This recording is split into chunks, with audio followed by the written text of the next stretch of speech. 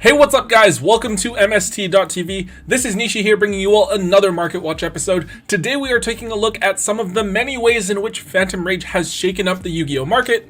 It's very easy to look at Phantom Rage and discard it as a not so important set with only a couple of cards over the $40 mark at the moment. However, this is a set that has a ton of influence on the meta, giving support to a bunch of different themes. Now with a ban list just a couple of months away, any of these archetypes could burst into the top tier and become relevant. So you guys will definitely want to pay attention to trending card prices as you anticipate what decks you'll want to play next format. With that said, let's jump right into today's episode. Let's kick things off by taking a look at a deck that gets a huge boost from Phantom Rage, the Zodiacs. So at the PPG that just took place over the weekend, Zodiacs took first place after receiving a couple of really big boosts in the form of Zoo King Alpha and Double A Zeus. Zodiacs could very well be a top tier deck going into next format, and with the possibility of changes such as the integration of the Tri-Brigade engine or the unbanning of Broad Bull, Zodiacs are definitely something that you should be paying attention to. So we've talked about several Zodiac cards in the past, such as Chakanine and Thoroughblade, but with Chakanine and Dryden both receiving reprints in Maximum Gold, one card that is picking up some hype is the super rare copy of Zodiac Ramm, a super rare from OTS Tournament Pack 5. This card is played at 2 to 3 in the Zodiac deck, and it's an important combo piece that allows you to go into Mega Clops, as its effect to special summon a Zodiac monster from your graveyard triggers whenever the card is destroyed. Of course, with all the other versions of the card being common, the tournament exclusive holo version of the card was targeted for a bit of a buyout, as we now see it up at the $10 mark, up from the couple of dollars it was at before.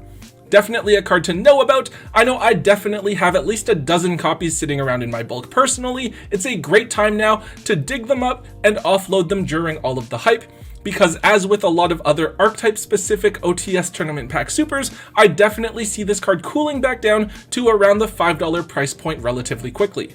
Another Zodiac card that I want to briefly mention here is Zodiac Borbo, a card that, if you played the last time Zodiacs were a meta deck, was probably really easy to overlook. Back then, Borbo was really just a piece that you would go into to get another material under Broad Bull. Now, however, Borbo is actually a really important piece of the deck.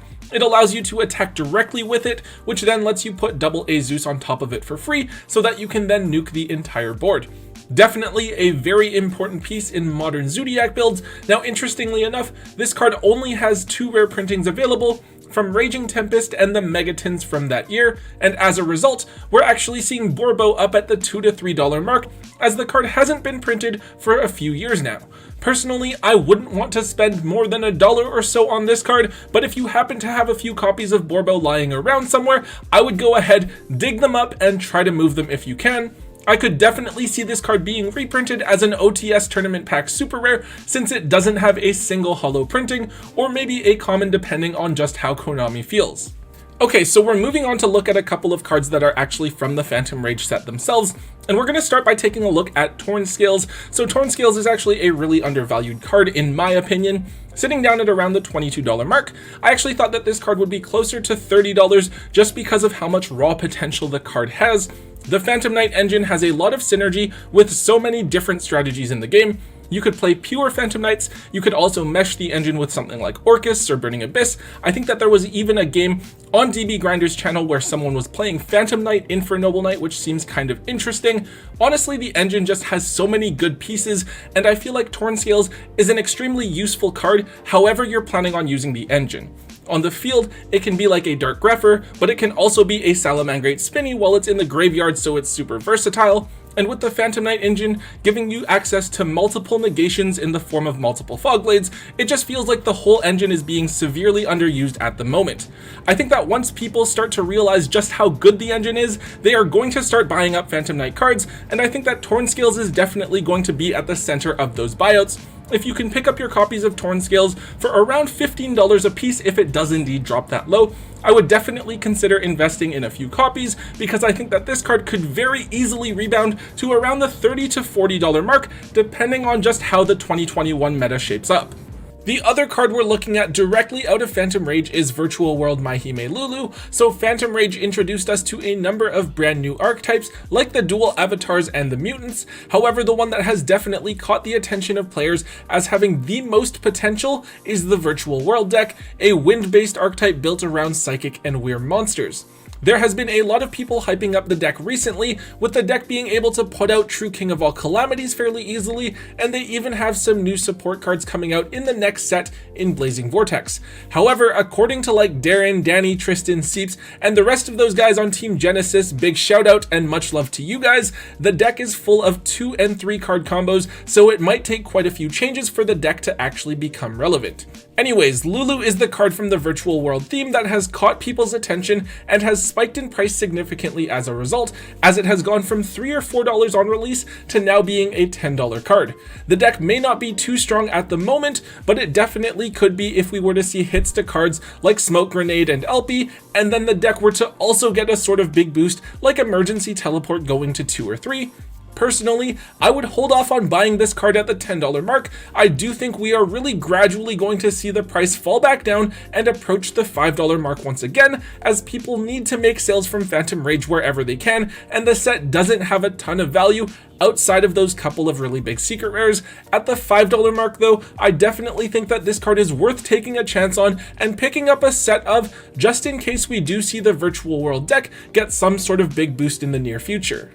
Oddly enough, the next card I want to take a look at here is Book of Moon, specifically the Ultimate Rare version from OTS Tournament Pack 13. So I kind of thought that giving Book of Moon this Ultimate Rare slot was a waste, because I felt like the game had evolved to the point where Book of Moon as an inherent neg 1 just couldn't be a very good card anymore. I don't think I was alone either. I think a lot of people looked at Book of Moon as more of just a throwback Ultimate Rare printing, looking at a card that used to be really iconic and important in the game, the way that it was in GOAT format. However, we're actually starting to see some people play Book of Moon as a tech card in main decks now, which is kind of interesting. On one hand, you can use Book of Moon to force out a negation from something like Borreload Savage Dragon, and on the other hand, Book of Moon can be a fairly disruptive card, as you can use it to flip your opponent's card face down mid-combo and prevent them from using it as a Synchro, Xyz, or Link material. You could even use it to shut off certain continuous effects against something like a Masked Hero Darklaw, for instance. We did see a pretty big price bump in the price of Ultimate Rare Book of Moon. This card was down at around the $60 mark each. It jumped out of nowhere up to $85 and has since then cooled back down to around $75 for a single copy. Personally, I'm not too sure about this card. I do feel like better options probably exist. Cards like Dark Ruler No More or Book of Eclipse come to mind for me. Before picking this card up though, I would keep in mind that Book of Moon does have that Champion Pack super rare printing that is widely regarded as the highest rarity version of Book of Moon, so the ulti isn't actually the highest rarity print, which sort of puts a cap on how high the price of ulti Book of Moon can actually get. For me, at $75, this card is a sell. I would maybe consider buying it if it dropped back down to the $60 mark, though if you want to bling out your copies of Book of Moon and you can't afford to drop cash for a set of super rares, then the ulti is probably your next best option. Next up is definitely a strange buyout, something that doesn't really make much sense to me at all. So in Phantom Rage, we got support cards that mesh the Raid Raptor and Phantom Knight support together, so there are some new Raid Raptor support cards in the set.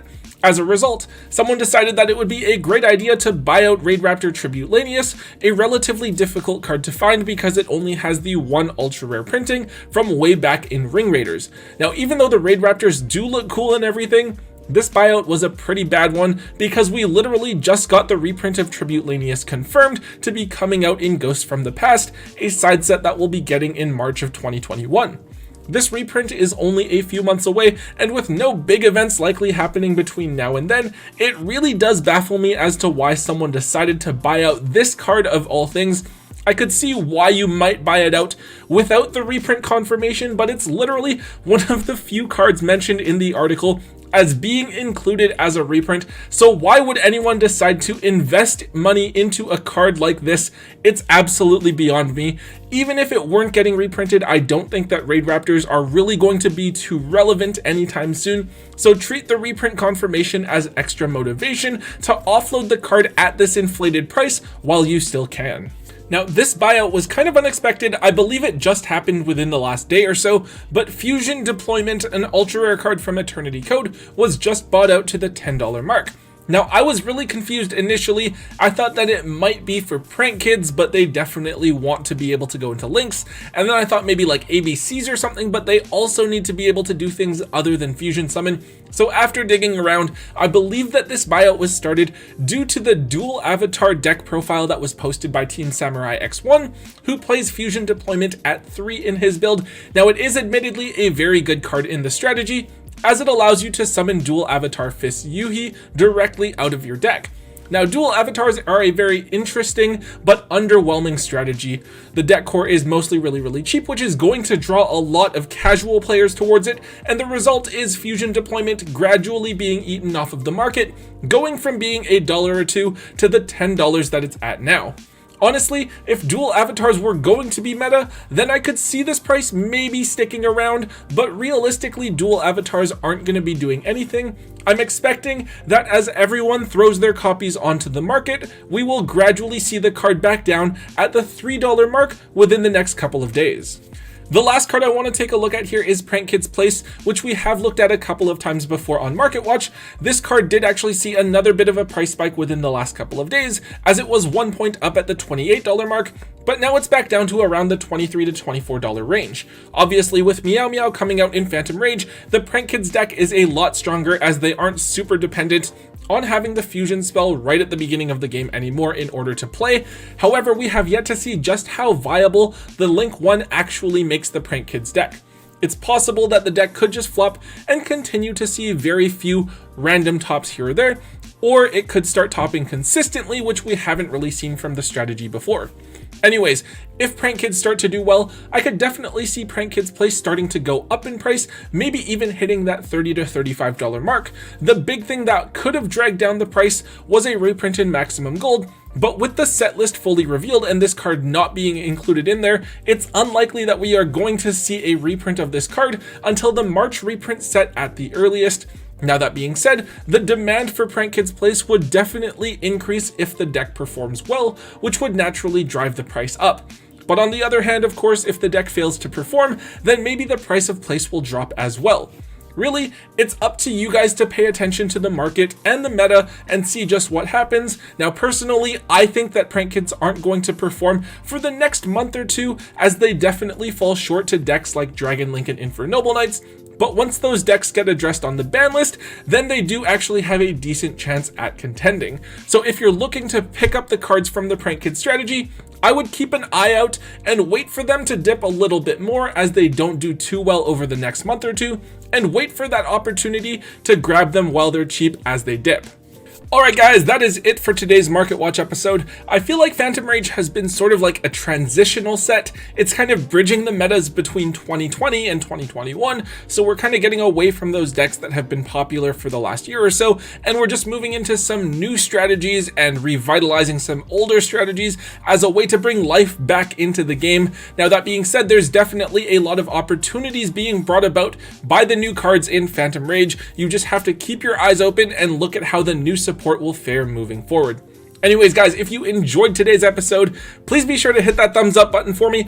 Also, make sure you leave a comment in the comment section down below. Let me know what else is going on with the market or with the meta that maybe I didn't cover in today's episode, so I can cover it in a future episode and keep you guys as informed as possible. Also, if you haven't already, please make sure that you hit the subscribe button for all of the latest and greatest content from both Tombox and myself here on the channel.